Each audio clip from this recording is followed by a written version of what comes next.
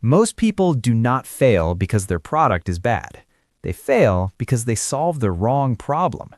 And the scary part is this: your customers are already telling you what hurts most, but if you ask the wrong way, you will miss it completely. By the end of this video, you will know how to find your customers' biggest pain points fast, even if you are starting from zero, even if nobody knows your brand yet, and even if you feel like you are just guessing. Number 1. Stop asking, "Do you like my idea?" A lot of beginners make this mistake first. They ask people, "Do you like my business idea?" That sounds smart, but it usually gives you weak answers. Why? Because people want to be nice. They say things like, "Yeah, that sounds cool," or "I would totally use that." Then you build it, then nobody buys. What you really want is not praise, you want pain. Instead of asking, "Do you like this idea?" ask, "What is the hardest part about doing this today?"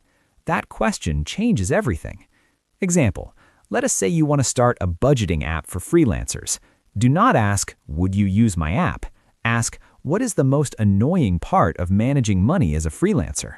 Now you might hear real pain, like, "I never know how much to save for taxes," or "My income is random, so I panic every month." That is gold. Number 2, pain is more valuable than praise. A compliment feels good. A pain point makes money. That may sound harsh, but it's true. People don't usually buy because something is nice. They buy because something hurts, wastes time, costs money, creates stress, or makes them feel stuck. If your content, product, or service removes pain, people pay attention fast. Think about it like this: nobody wakes up excited to buy a drill. They want the hole in the wall. Even deeper, they want the picture frame up before guests arrive. Even deeper than that, they want to stop feeling embarrassed about the empty wall in their home. Pain has layers. Your job is to find the real one.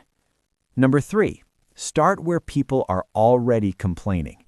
You do not need fancy software on day one. You need ears. The fastest way to find pain points is to go where your target audience already complains in public. Look at places like Reddit, YouTube comments, Amazon reviews, app reviews, Facebook groups, Quora, and product review pages. People tell the truth when they are frustrated. Read the comments. Read the one-star reviews. Read the angry posts. Read the confused questions. You are not being nosy. You are doing research.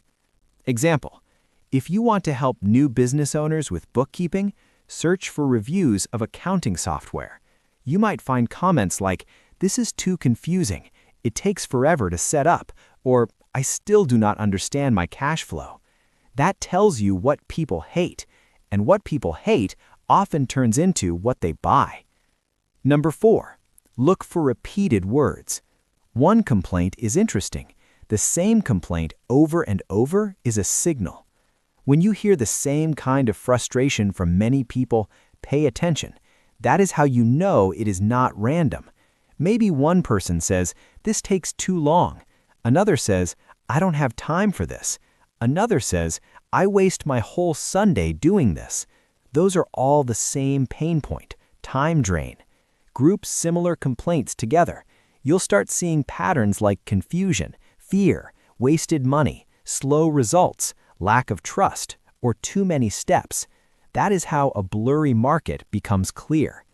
Number 5, ask about the past, not the future. This one is powerful. People are bad at predicting what they will do later, but they are much better at telling you what they already did. So do not ask, "Would you pay for something that helps with this?" Ask, "What have you tried already?" That one question tells you 3 huge things. First, it shows whether the pain is strong enough to act on. Second, it shows how people solve it now. Third, it shows where current solutions are failing. Example, if someone says, "I tried spreadsheets, 3 apps, and even hired a bookkeeper, but I still feel lost," that tells you the pain is serious. A serious problem creates real demand. Number 6, watch what people spend time on. Pain is not only what people say. Pain is also what they keep doing even when they hate it. If someone spends 3 hours every week fixing one annoying task, that is a pain point. If someone keeps switching tools, that is a pain point.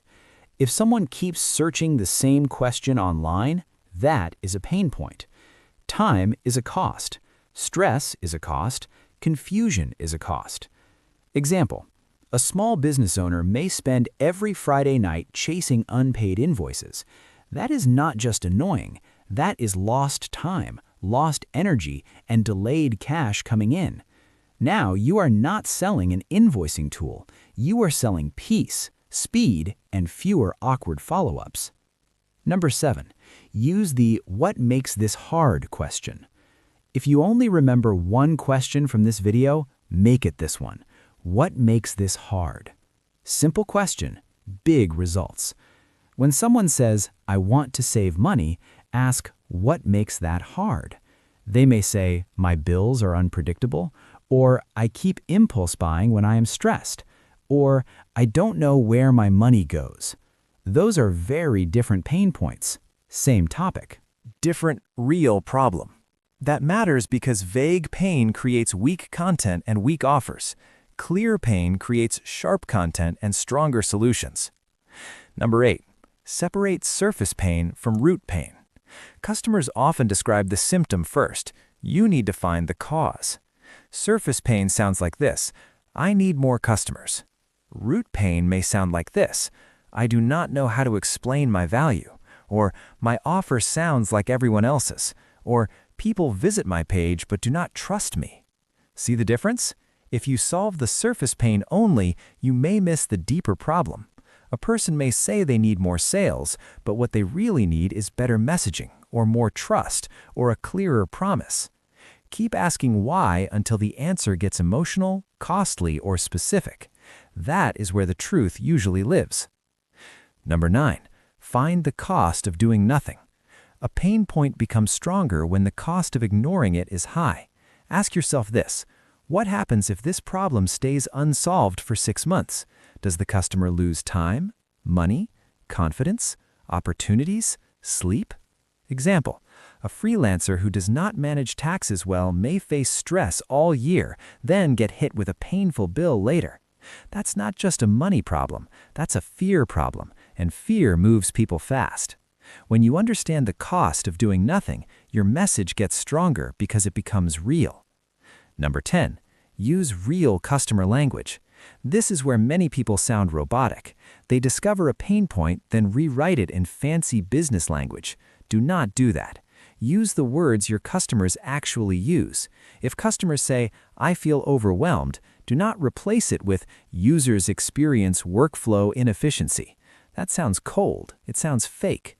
Real language connects. Example: instead of saying, "We optimize your financial operations," say, "We help you stop guessing where your money went." That feels human, and humans buy from people who understand them. Number 11, listen for emotion. Pain points are not only logical, they are emotional. Listen for words like scared, embarrassed, stuck, tired, confused, frustrated, guilty, and overwhelmed. Those words matter because buying decisions are often emotional first and logical second.